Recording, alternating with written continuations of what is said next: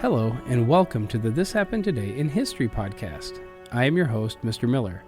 This podcast will cover a number of topics that happened on this date in history. Please visit the podcast webpage at thishappenedtoday.buzzsprout.com. There you can download the notes page, which will help you organize the information as well as develop your own ideas on how these events change the world around us. If you're interested in hearing more, please consider subscribing so you will not miss out on what happens tomorrow in history. Today is June 12th. In 1997, Treasury Secretary Robert E. Rubin and Federal Reserve Board Chairman Alan Greenspan announced today that the United States will issue a redesigned $50 note that includes a feature making the note more accessible to all users of U.S. currency, especially the aging population and low-vision community.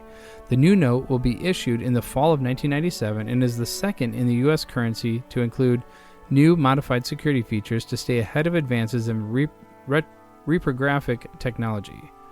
The redesigned $50 note and consequent denominations include a dark, large numeral on the light background of the back of the note that will make it easier for the more than 3.7 million Americans with low vision to denominate the note. The features will also be useful for the 10 million Americans with milder forms of visual impairment and other users of U.S. currency in low-light situations. In a January 1995 study solicited by the Treasury Department's Bureau of Engraving and Printing, the National Academy of Sciences recommended incorporation of the feature. Last year's introduction of a new design was a critical and effective step in an ongoing process to maintain the security of the nation's currency as technologies such as color copiers, scanners, and printers become more sophisticated and accessible. In the new note's first year, the U.S. Secret Service identified counterfeit series 1996 $100 notes only 1/18th as often as older series 100s. By the end of the first year, however, new series notes represented over a third of all 100s in circulation. The additional features for those with low vision to identify readily the note's denomination is equally significant. All consequent denominations, $20, $10, etc., will include this low vision feature, as will future designs of the $100 note. The redesigned 20 will be issued next year. With this redesign, the government demonstrates its ability to stay ahead of the technology curve and meet the needs of all those people around the world who use and trust our currency, Secretary Rubin said. At the same time, the new notes will retain their basic American look and feel. The new series $100 bill was issued in March of 1996. Like the $100 note, this new $50 note will replace the older series notes gradually in circulation. As older notes reach the Federal Reserve from depository institutions, they will be replaced by the newer notes. About $46.5 billion in $50 notes is currently in circulation. Secretary Rubin and Chairman Greenspan stressed the United States will not recall or devalue any of the existing currency. We expect a smoother transition of introduction processes as we experienced last year when millions of users of U.S. currency embraced the new $100 notes, Greenspan said. As with the new $100 note, older notes will not be recalled or devalued. In order to make room for the new features, the overall architecture of the note has been changed somewhat and the borders simplified. Microprinting and security threads, which first appeared in the 1991 series currency, have been effective deterrents and will appear in the new notes. In addition to the low vision feature on the back of the note, the $50 looks different in several other ways. The engraving of the Capitol has been enlarged to include more detail and reflects an accurate contemporary view of the west front of the Capitol. The security thread images and characters are also printed in two different heights. Over $400 billion in U.S. currency is in circulation, 2/3 of it overseas. The U.S. Information Agency and U.S. consular posts around the world will help educate foreign users of U.S. currency about the redesigned program. In 1987, one of his most famous Cold War speeches, President Ronald Reagan challenged Soviet leader Mikhail Gorbachev to tear down the Berlin Wall as a symbol of the repressive communist era in a divided Germany. In 1945, following Germany's defeat in World War II, the nation's capital, Berlin, was divided into four sections, with the Americans, British, and French controlling the western region and the Soviets gaining power in the eastern region. In May 1949, the three western sections came together as the Federal Republic of Germany, West Germany, and the German Democratic Republic, East Germany, being established in October of that same year. In 1952, the border between the two countries was closed, and by the following year, East Germans were prosecuted if they left their country without permission.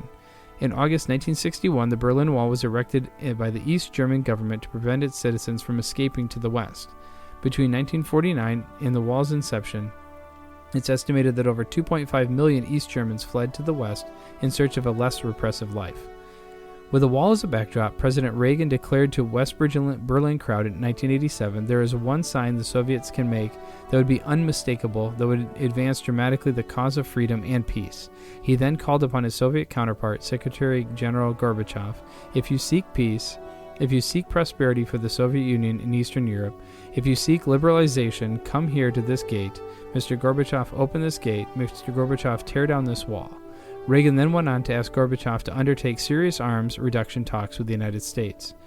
Most listeners at the time viewed Reagan's speech as a dramatic appeal to Gorbachev to renew negotiations on nuclear arms reductions.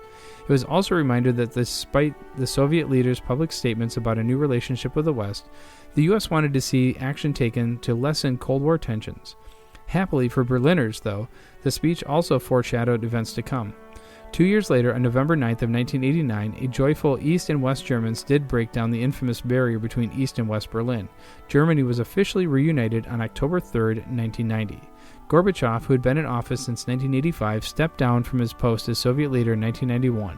Reagan, who served 2 terms as president from 1981 to 89, died on June 5th, 2004, at the age of 93. And finally, in 1917, Constantine I, the king of Greece from 1913 to 1917 and from 1920 to 1922. His neutralist but essentially pro-German attitude during World War I caused the Western allies and the Greek opponents to depose him in 1917, and having lent himself to Greece's disastrous policy of territorial expansion into Anatolia after his restoration, he again lost his throne in 1922.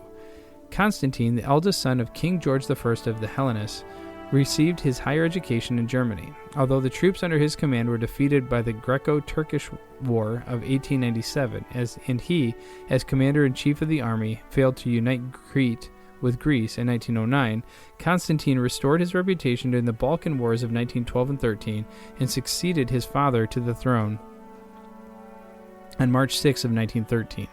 The brother-in-law of the German Emperor William II, he was determined to keep Greece neutral after the outbreak of World War I, whereas Prime Minister Venizelos backed the Allied cause. The Allied occupation of Thessaloniki and Venizelos' formation of a separate pro-Allied government and an Allied demand for his abdication finally forced Constantine to turn power over to his second son on June 12, 1917, without, however, renouncing his titular right. On Alexander's death and Venizelos' fall from power, Constantine was recalled from exile by plebiscite. He had to pursue Venizelos' anti-Turkish policies, which led to a catastrophic war in Anatolia in 1922. A military revolt cost him his throne for the second time, and he abdicated on September 27th of 1922 in favor of his eldest son, who became King George II. You have been listening to the This Happened Today in History podcast. I thank you for listening, and I hope that you have enjoyed learning about historical events from the past. Thank you to the following websites for their information regarding today's topics: thepeoplehistory.com, the new $50 bill at home.treasury.gov, the Berlin Wall at history.com, and Greece's King Constantine I at Britannica.com.